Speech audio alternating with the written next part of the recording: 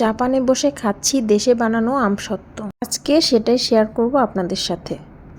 আসসালামু আলাইকুম সবাইকে। প্রথমে আমটা ব্লেন্ড করে নিয়েছি, তারপর সম্পূর্ণ আমটা কড়াইতে ঢেলে দিয়ে বিট লবণ, আম যেহেতু মিষ্টি থাকে সেহেতু টেস্ট অনুযায়ী চিনি, চিলি ফ্লেক্স, মরিচের গুঁড়া আর সামান্য পরিমাণ লবণ, সবগুলো উপকরণ আমের মিশ্রণে দিয়ে অনবরত নাড়তে হবে।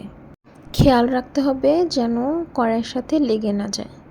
কিছু সময় জাল করার পর আমের মিশ্রণটি ঘন হয়ে উপরের দিকে উঠে আসলে বুঝতে হবে এটি আমসত্ত্বর জন্য প্রস্তুত।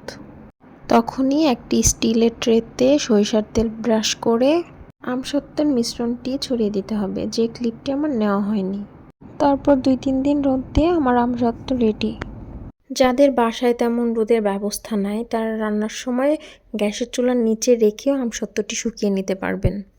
তারপর পছন্দ মতো শেপে কেটে নিলেই হয়ে গেল পাকা আমের আমসত্ত্ব।